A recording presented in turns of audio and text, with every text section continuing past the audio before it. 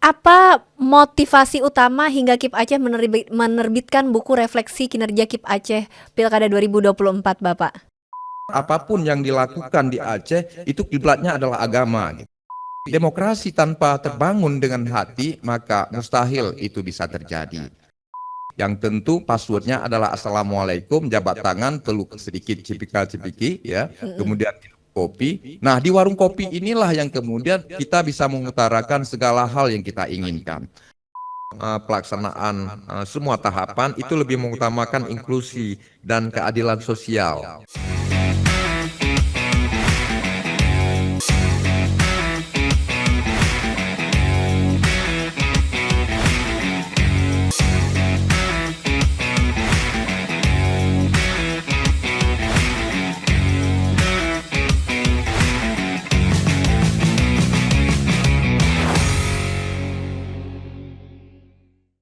Halo teman pemilih, jumpa lagi bersama saya Nona Evita di podcast KPRI.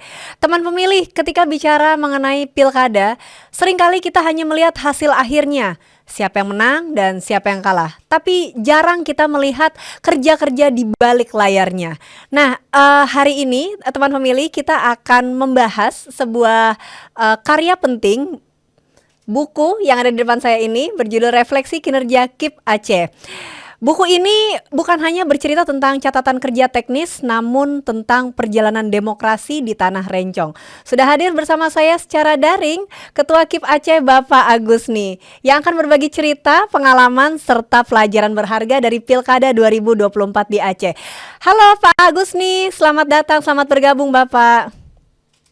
Ya, baik Pak Agus nih, apa motivasi utama hingga KIP Aceh menerbitkan buku refleksi kinerja KIP Aceh Pilkada 2024, Bapak?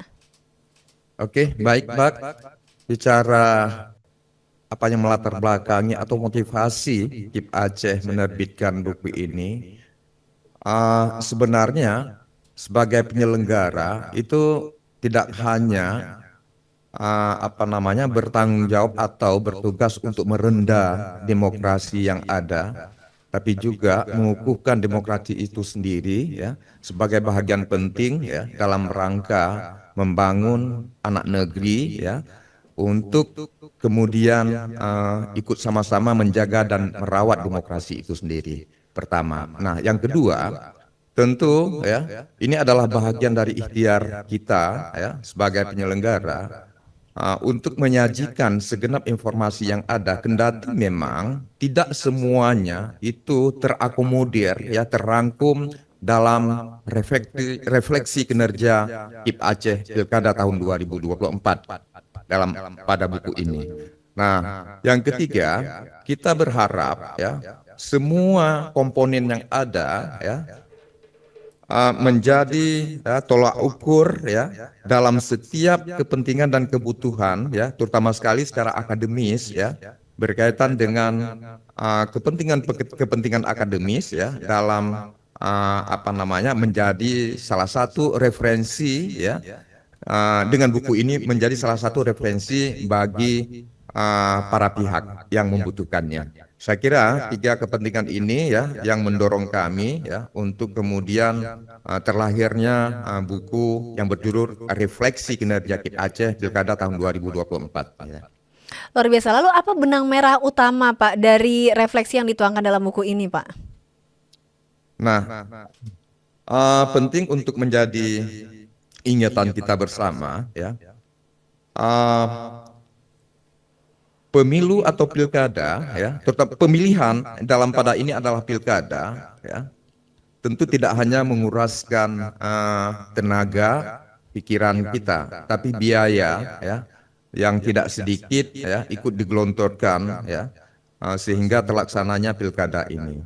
Nah, tentu, ya, dengan segenap upaya yang ada, ya, baik dari penyelenggara maupun dari pihak pemerintah, ya, maka, ya, menjadi catatan penting buat kita bersama. Ternyata dalam membangun demokrasi ini, ya, sangat dipentingkan, ya, semua kebutuhan perangkat lunak dan perangkat keras itu sendiri. Oleh karenanya menjadi tanggung jawab bersama ya yang kemudian ikut merawat demokrasi itu sendiri. Nah, apa kaitannya dengan penyelenggaraan apa namanya pilkada, terutama sekali pilkada di Aceh ya? Tentu pilkada di Aceh tanpa apa namanya ya menyebutkan beda dengan daerah-daerah lainnya, karena memang secara regulasinya ada itu sudah beda, ya. Belum lagi bicara kulturalnya, secara kultur budayanya gitu.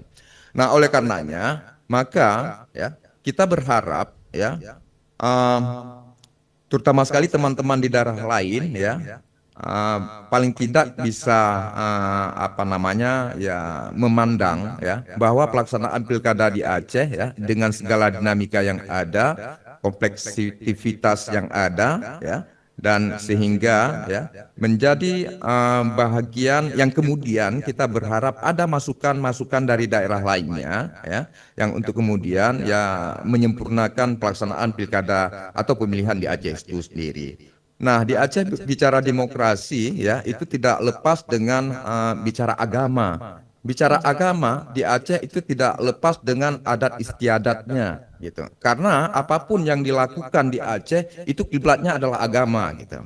Nah, saya tidak sedang mengatakan kalau di Aceh adalah warganya yang sangat religius ya, tapi memang dari frame dan kemudian regulasi ya dikukuhkan dengan regulasi yang menjadikan Aceh ini memang mau tidak mau, taat tidak taat, wajib taat gitu ya dalam melaksanakan segala aktivitasnya itu dengan kiblat dasarnya adalah agama.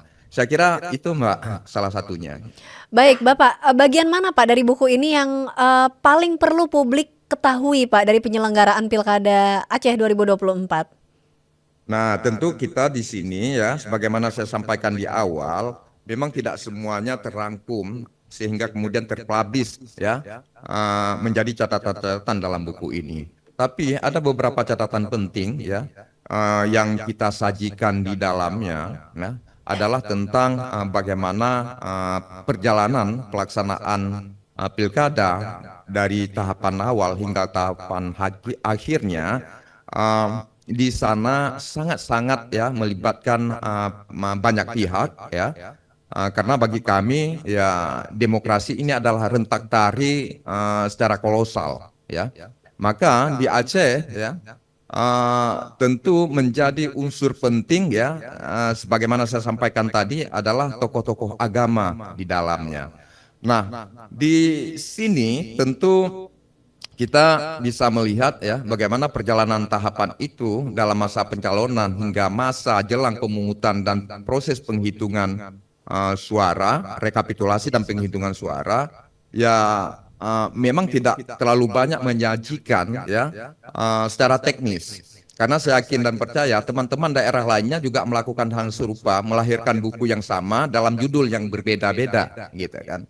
Tapi memang saya banyak membaca ya dan dugaan saya benar setelah saya membaca buku teman-teman dari provinsi lainnya gitu. Nah, itu kan banyak sekali yang menghadirkan ya baik dari sisi penyelenggaraannya maupun dari sisi teknis ya pelaksanaan penyelenggaraan pilkada di Aceh itu sendiri. Maka bagi kami ya kemudian lebih mengedepankan kultur ya sinergisitas yang terbangun ya antara penyelenggara dengan para pihak atau pemangku kepentingan di Aceh itu sendiri. Gitu.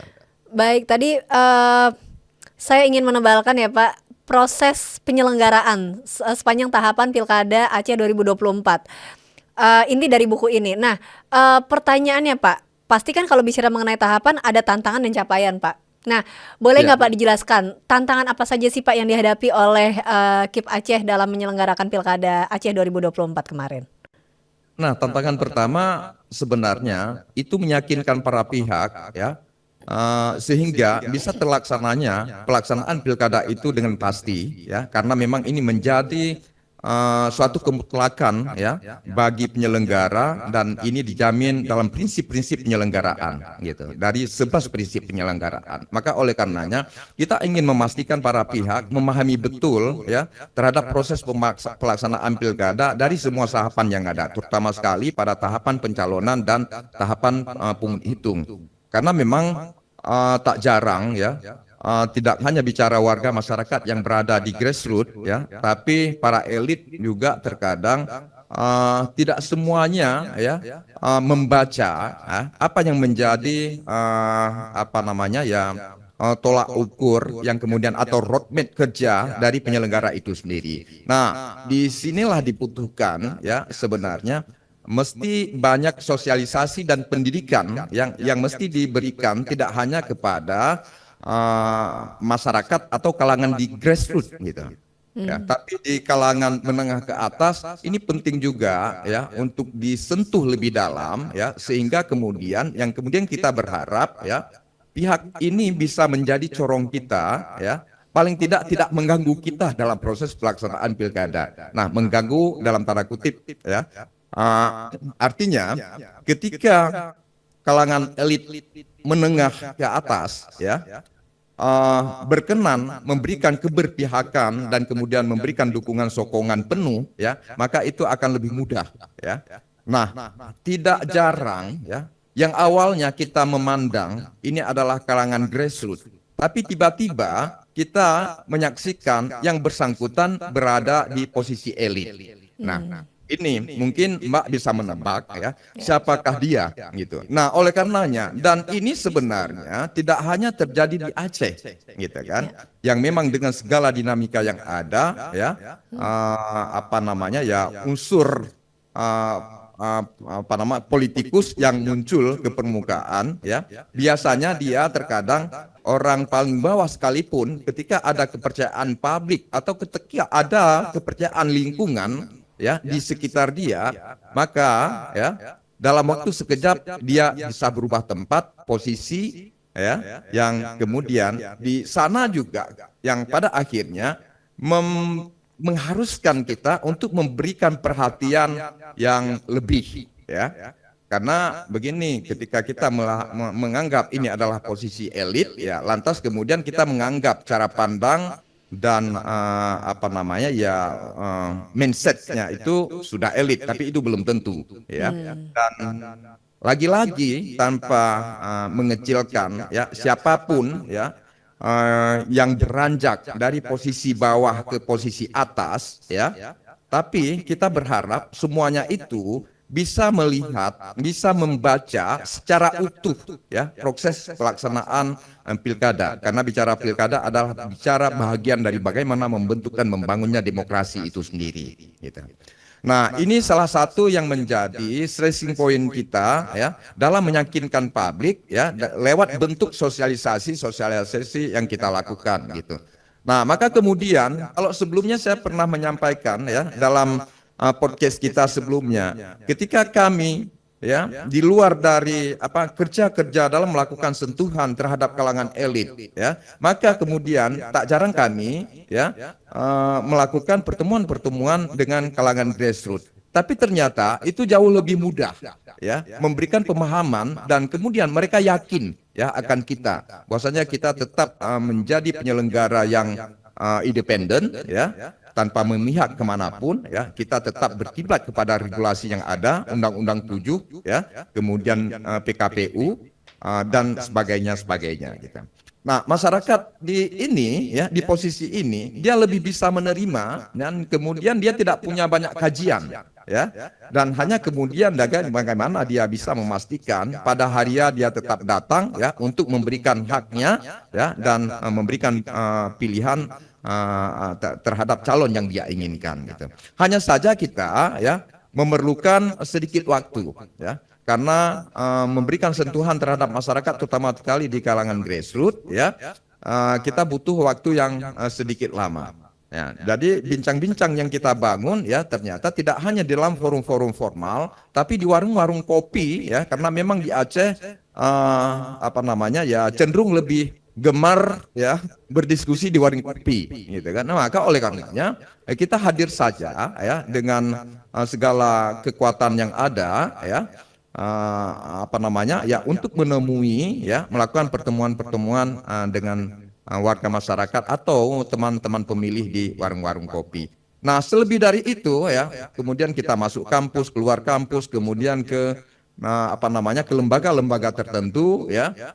Dan ini sebenarnya kita hanya dibutuhkan sedikit fasilitas yang kemudian teman-teman mahasiswa bisa bergerak sendiri. Tinggal saja kita mendorong di apa namanya, hanya sedikit mendorong untuk kemudian kita hadir ya pada pertemuan dan menyampaikan apa maksud dan tujuan kita datang, dan kemudian tentu yang kita bicarakan adalah ya bagaimana apa namanya ya, teman-teman mahasiswa ini tidak hanya kemudian dia apa namanya ya, menjadi sebagai pemilih, tapi dia juga menjadi sebagai orang yang ikut mensosialisasi program kerja kita.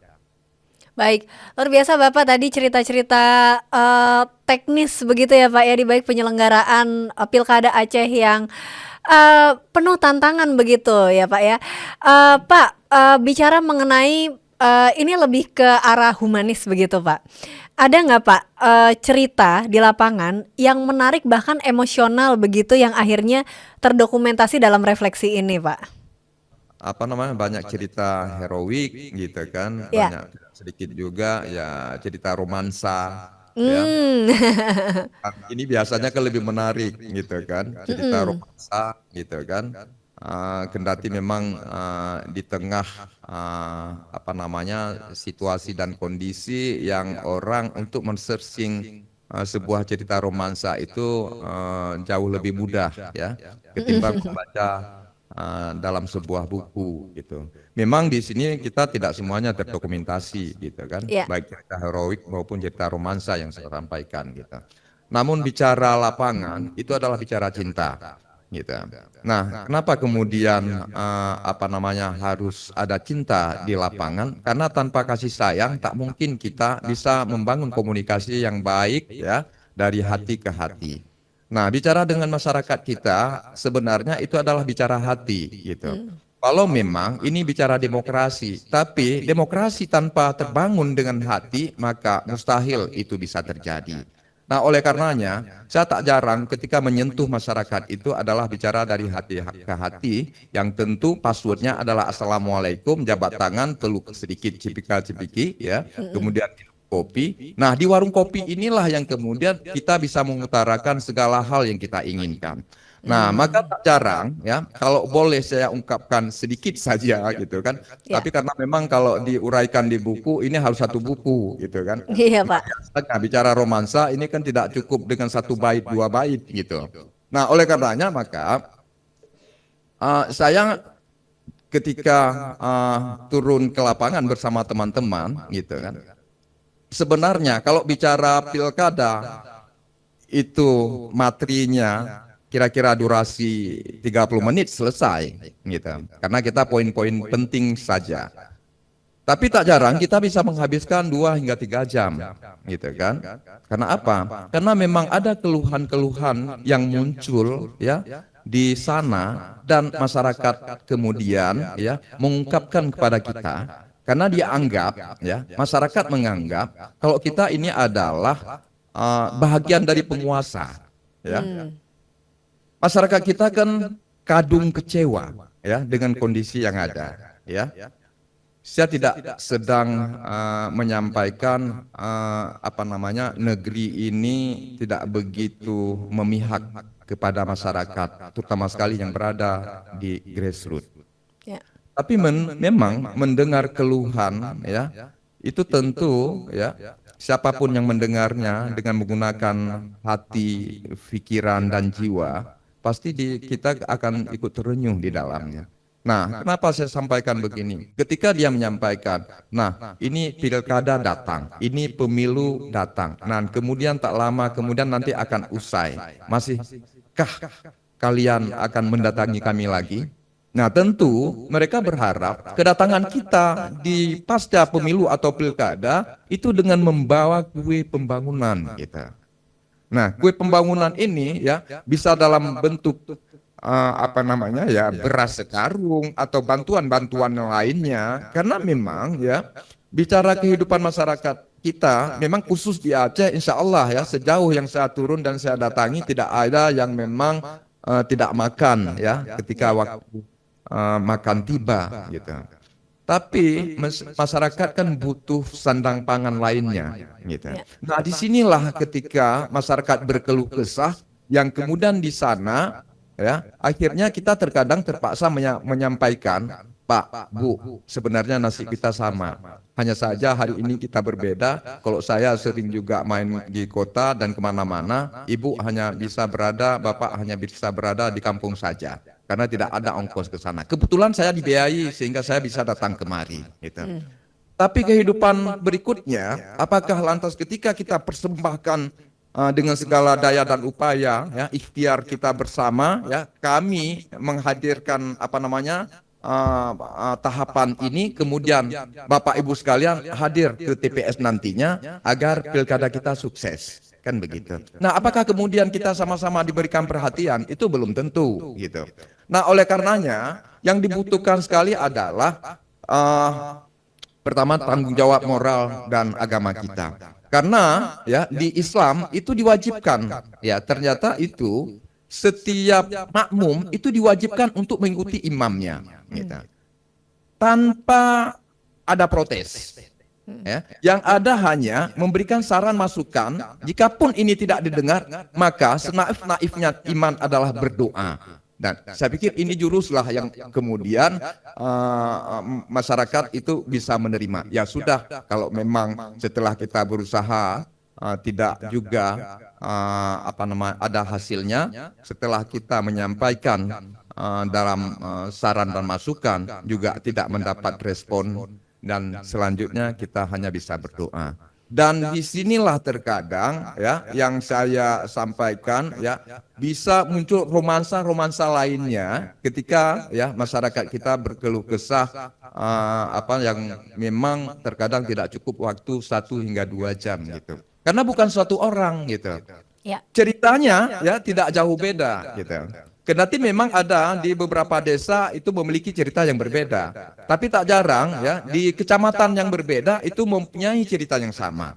Nah, oleh karenanya memang ya kalau saya menyimpulkan ya persoalan nggak lain dan tidak bukan itu adalah memberikan jaminan perut yang untuk kemudian ya warga masyarakat kita ya bisa menikmati ya tanpa harus ragu dan sanksi untuk memandang hari esoknya. Saya kira demikian itu. Ini sekelumit ya barangkali kalau bicara derita saya mungkin terlalu mendramatisir ya. Tapi saya yakin dan percaya ya para pemimpin kita ya tak jarang juga mendapatkan cerita-cerita ini ya, karena memang sering sekali turun ke desa-desa, pasti warga masyarakat akan menyampaikan hal yang yang disampaikan dan diutarakan ke kita. Hanya bedanya mereka menganggap kita akan ya mengakomodir, sedianya mengimplementasi dari apa yang dia inginkan. Padahal posisi kita ya tidak lebih dan tidak kurang hanya menghantarkan sebuah waktu untuk menuju waktu berikutnya, mengisi ya kekosongan yang ada agar dalam ruang-ruang itu bisa memberikan makna dan arti. Ini harapan yang saya kira tidak hanya ya masyarakat arus bawah, tapi ini juga menjadi harapan kita semua, agar tentu kita berharap negeri ini akan lebih baik dan pulih dari segala penyakit itu. Saya kira demikian, Mbak. Luar biasa insight-nya Bapak untuk paparan mengenai pendekatan-pendekatan strategis begitu ya Pak ya ke masyarakat, agar masyarakat juga terketuk begitu pintu hatinya untuk juga ikut serta dalam proses demokrasi. Baik Bapak, kita masih ada segmen kedua. Jangan kemana-mana teman pemilih, tetap stay tune di podcast KPRI hanya di kanal Komisi Pemilihan Umum Republik Indonesia.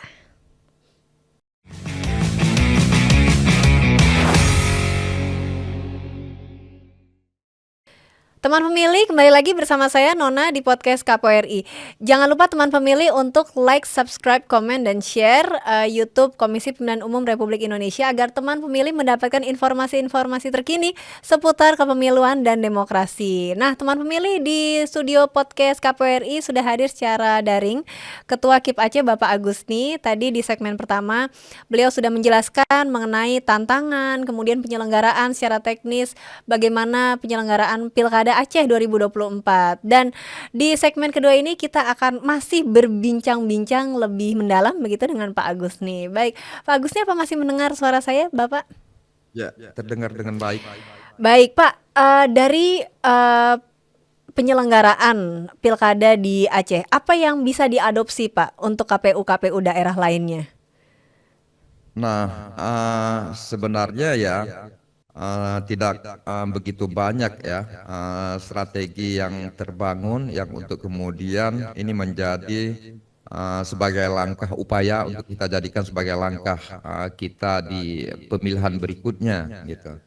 Nah, salah satu adalah langkah-langkah penting yang kita lakukan adalah pendekatan secara kultural ya dan agama gitu. Kalau di Aceh, nah tentu ada wilayah-wilayah lainnya yang barangkali memiliki warna yang nyaris sama dengan Aceh ya, maka memungkinkan sekali ya untuk bisa diadopsi ya, kendati memang tidak begitu jitu. Tapi saya memandang ya, ketika orang yang dia kan masyarakat ini kan memiliki sensitivitas yang tinggi gitu. Dia orang akan bisa menerima orang lain jika dia memang memiliki unsur yang sama gitu. Nah, oleh karenanya unsur yang sama apa itu? Ya kultural gitu, adat istiadat, kemudian agama dan lain sebagainya gitu. Nah, oleh karenanya maka ya menjadi apa namanya langkah yang kita kedepankan adalah ya menyuarakan tahapan dan mengajak segenap lapisan masyarakat yang ada. Itu pertama kita lakukan dari lorong ke lorong ya, dari surau ke surau, untuk kemudian kita pendekatan dengan apa namanya ya secara keagamaan ya, maka ini akan lebih memungkinkan masyarakat untuk lebih cepat menerimanya gitu. Nah, kemudian pendekatan lainnya adalah tentu kita harus banyak mendengar gitu.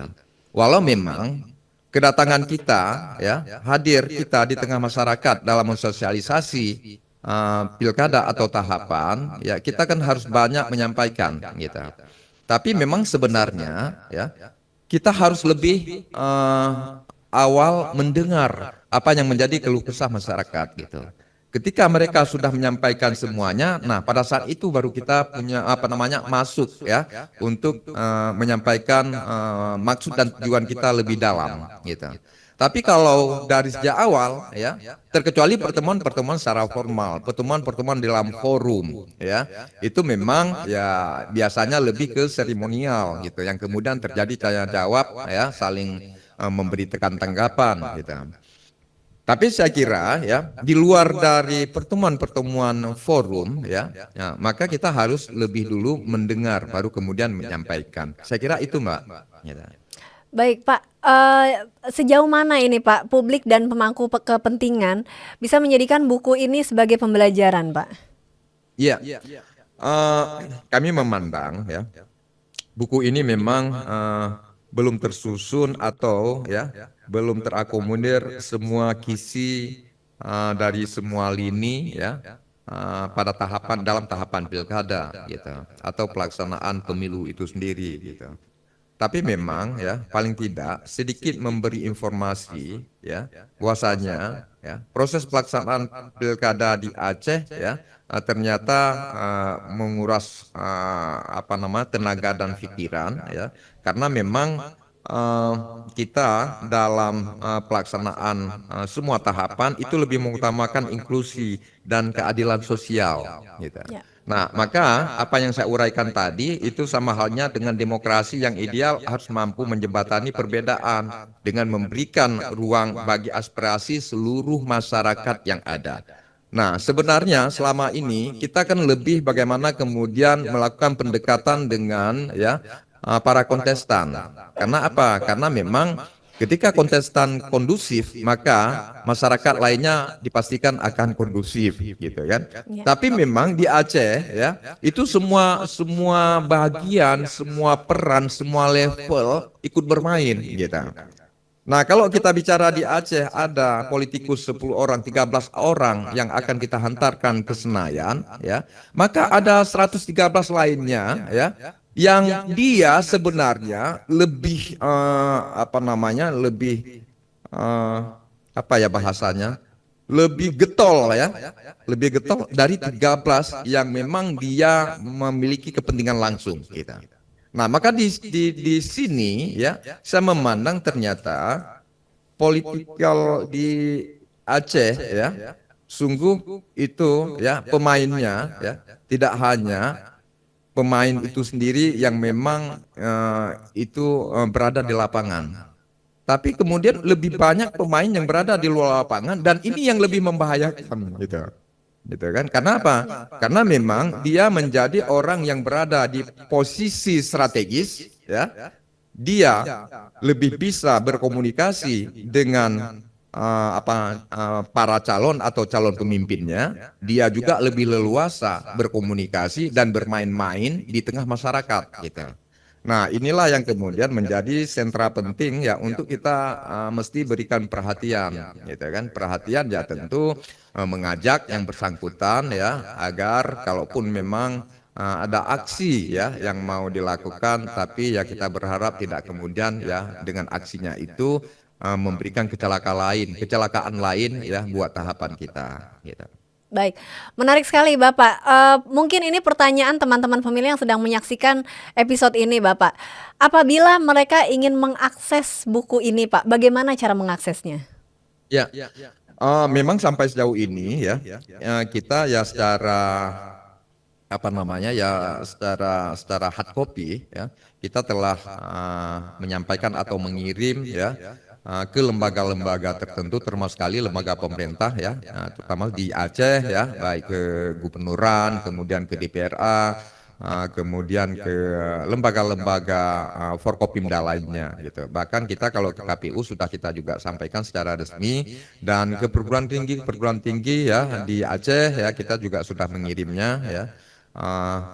Dan secara personal ya orang-orang yang kita anggap bahagian dari penyelenggara kita juga sudah menyampaikan. Dan insya Allah dalam waktu dekat ya kita juga akan ikut mempublish, akan ikut menyajikan lewat akun-akun resmi ya KIP Aceh ya.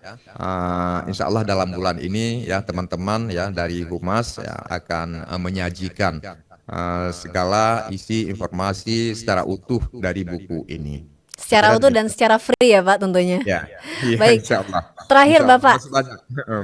Baik, Pak Agus nih, apa harapan Bapak apabila publik membaca buku Refleksi Kinerja KIP Aceh ini, Pak?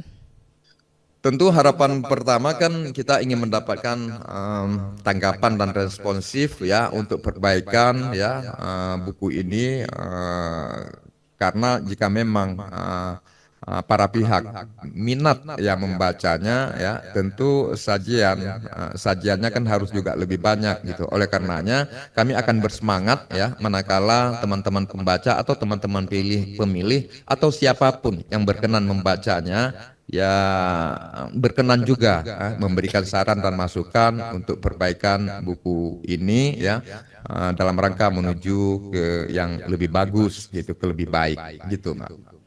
Baik, luar biasa Pak Agusni. Terima kasih banyak Pak Agusni sudah berkenan hadir secara daring dan sharing ya Bapak ya terkait buku legacy ini sebagai legacy ya Pak ya atas kinerja KIP Aceh. Dan terima kasih juga teman pemilih yang sudah setia bergabung. Saya Nona Evita pamit dulu undur diri dan sampai jumpa di podcast episode berikutnya. Podcast KPWRI terdepan bicara kepemiluan. Sampai jumpa. Terima kasih Bapak. Terima kasih.